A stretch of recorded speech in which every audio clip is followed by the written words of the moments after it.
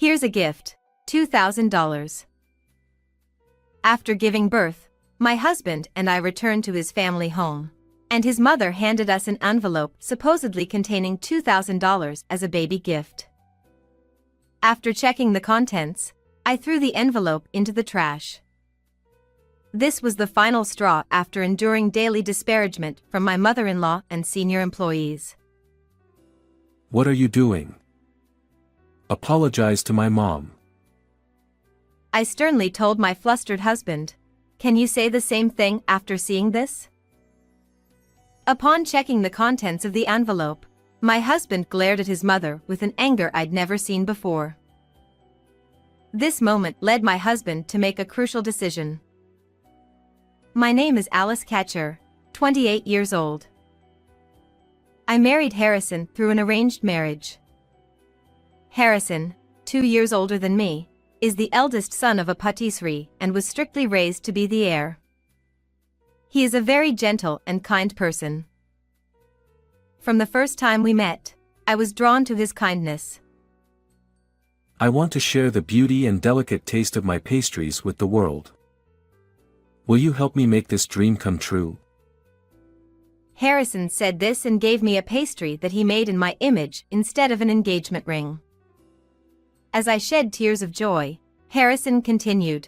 When we get married, you will work at our shop. Also, you'll live with my parents in their home, is that all right? Living with his parents was a condition of our marriage. Marrying an heir comes with its challenges, but with Harrison by my side, I was sure I could handle it. I accepted his proposal, and we became husband and wife. As promised, after the wedding, we started living with my in-laws in the house that also serves as the patisserie. Alice, since you've married into this family, you must be prepared. Behave appropriately as a wife. Yes. On the day I stepped into my husband's family home, my mother-in-law immediately hit me with strict words. The sweet married life I had dreamt of did not exist in this world. Alice, how many times do I have to tell you? Learn our customs properly. As the daughter-in-law, you need to be more aware of your actions. It's such a burden for your mother-in-law to have to deal with someone as troublesome as you. Every day, I was belittled by my mother-in-law and senior female employees. My father-in-law was quiet and didn't speak much, but whenever he was around, the tension would peak, making me so nervous that I would make mistakes. Seeing this, my father-in-law would openly sigh at me. There was no place for me to relax in this house. But I was determined to work hard to gain everyone's approval and not be an embarrassment to Harrison. This determination was my only support. In the midst of all this, I found out I was pregnant. Take care of yourself and have a healthy heir.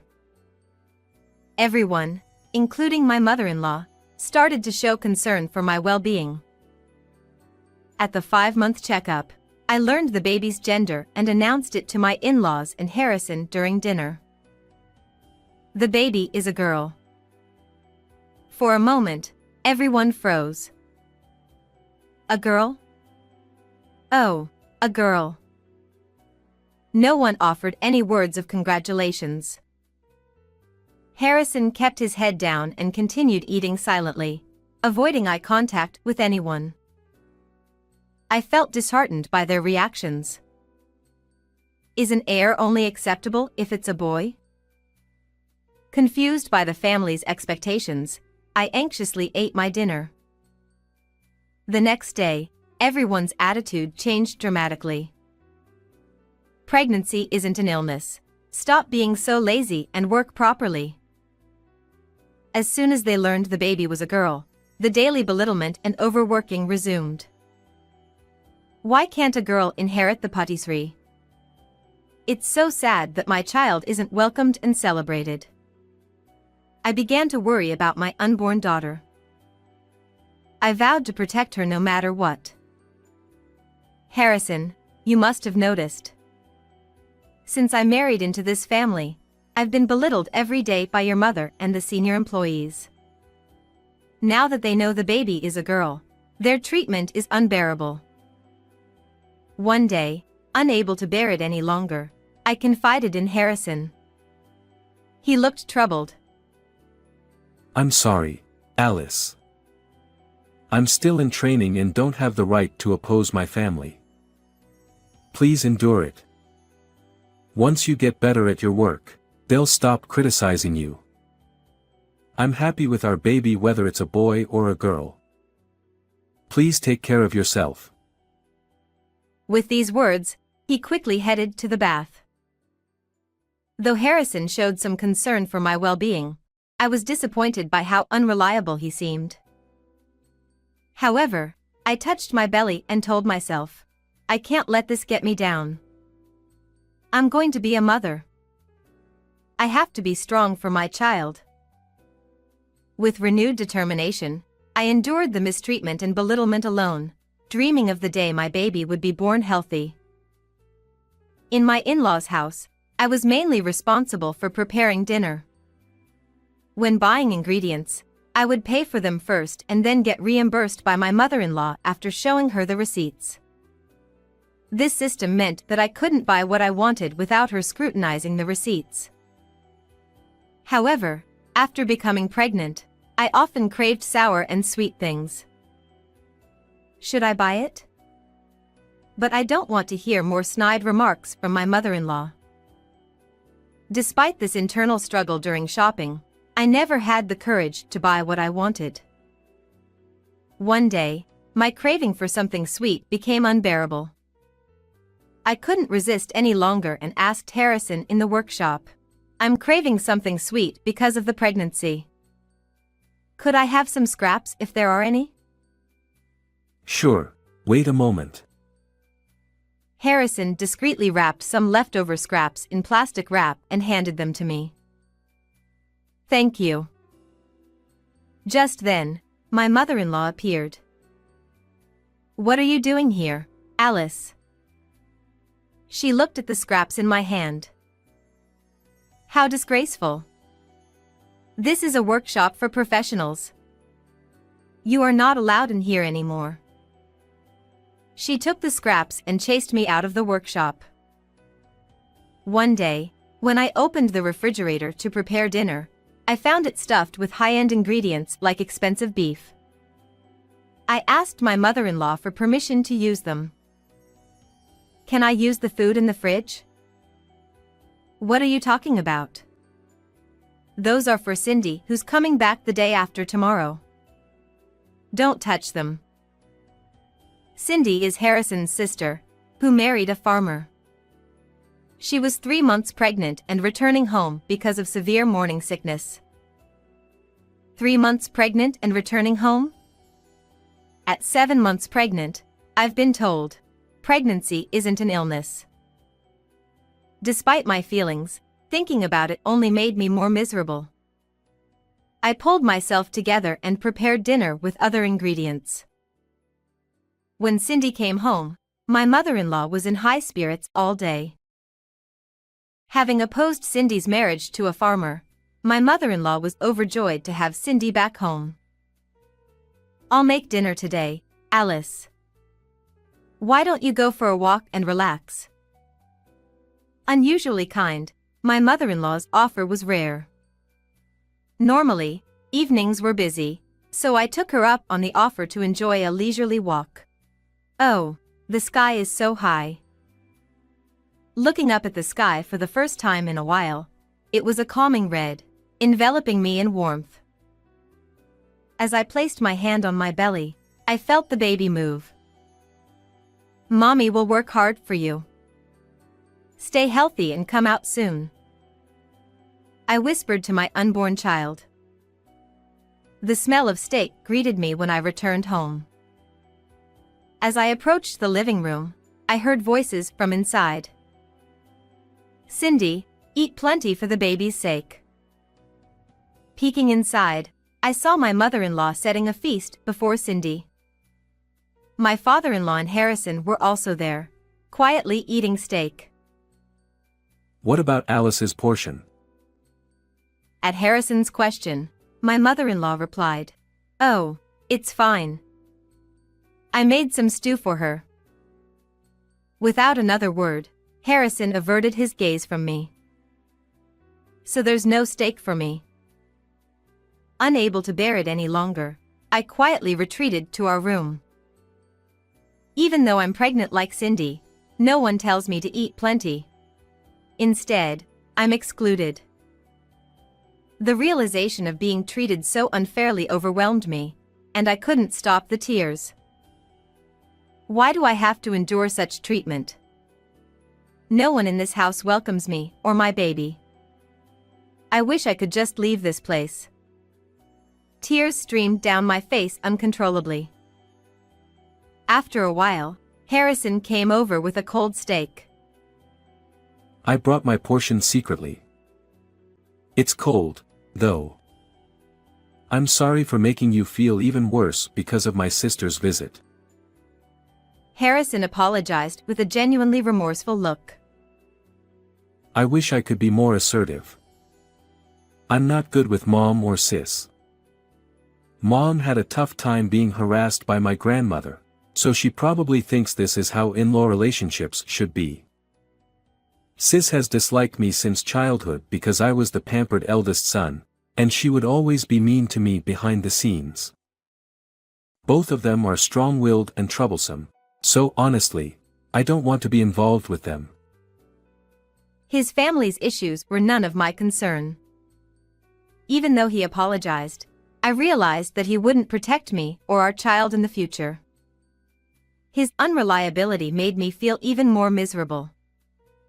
Urged by him to eat the steak, I had no appetite, but I forced myself to eat the cold steak for the sake of the baby. Despite the steak being high quality, I couldn't taste anything. Mechanically chewing, I somehow managed to swallow it. Life after Cindy returned was particularly hard on me as a pregnant woman. "Alice, fetch this for me." Despite my large belly, she made me do chores. Cindy should rest until her morning sickness subsides. Meanwhile, Cindy lounged around all day, pampered by her family. We were both pregnant, but my belly was much bigger. It was unfair. I had no choice but to endure it quietly for now. Alice, I bought some pudding for you. Feeling pity for the harsh treatment I endured, Harrison began secretly buying me things I wanted to eat, which was a small comfort. One day, I saw in Cindy's room a collection of high-end baby and maternity items. I had bought everything cheaply from an outlying store out of consideration for my in-laws. Both our babies are their grandchildren, so why such disparity? Trying not to dwell on it, I still felt deeply saddened. Finally, on December 20th, I gave birth to a baby girl. Harrison was overjoyed and cried tears of happiness. I'll become responsible and protect you and our child. He promised. After being discharged, I returned to the in-laws' house, where surprisingly, his mother greeted us with a smile. "Let me hold her." When I handed over the baby, she, having raised 2 children, skillfully soothed her. Even she finds her grandchild adorable. Her behavior reassured me a bit. After a while, she handed the baby back to me and took an envelope from her pocket, giving it to him. "Here's $2,000 as a gift." "What? That much?" I was surprised, but he seemed unfazed. Maybe such amounts were customary for celebrations in this house. He handed me the envelope without checking the contents, so I took it after placing the baby in the crib. I decided to check inside just in case. What's this?" She averted her gaze with a smirk. "That's enough." I threw the envelope into the trash. Hey, what are you doing? Apologize to mom. He panicked. Can you still say that after seeing this? I picked up the discarded envelope and showed him its contents. His brows furrowed. The envelope didn't contain $2,000 but a bundle of receipts and invoices for luxury baby items and maternity goods that his parents had bought for Cindy. What is this, Mom? Even he raised his voice. It's normal for the eldest son's family to cover our expenses. She shamelessly spouted nonsense. Why should we pay for Cindy's maternity and baby goods? I couldn't stay silent anymore. I resolved to leave this house with my child. At that moment, his low voice echoed. We're leaving this house. What? The room fell silent, and everyone, including me, looked at him. He glared at his mother with a rage I'd never seen before. What do you think we are? I've been dissatisfied with your treatment of Alice, your reaction when our baby was a girl, and your interference with the business. I endured it because I wanted to become capable enough to manage the patisserie. But I've reached my limit. We're leaving. I won't take over the store. Thank you for everything. He bowed deeply to his parents. Shocked into silence, they eventually left the room quietly. Alice, I'm truly sorry. I'll protect you and our child from now on. I decided to leave without consulting you, but will you stay with me? His usual gentle face had returned.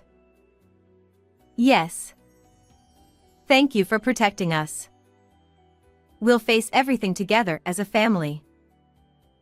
The next day, he immediately started looking for a new place, and within a week, the three of us began a new life. The new apartment was small, but it was a peaceful and happy space for me. Eat well and rest whenever you can.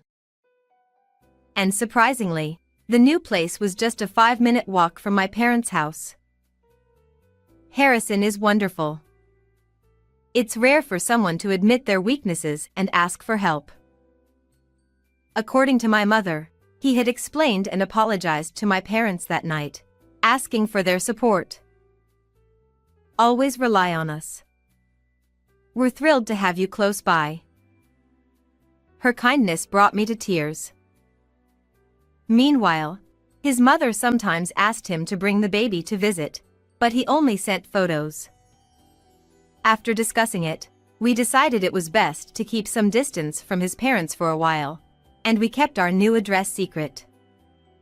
Thanks to that, we had peaceful days. Alice, we're running out of diapers. I'll go buy some.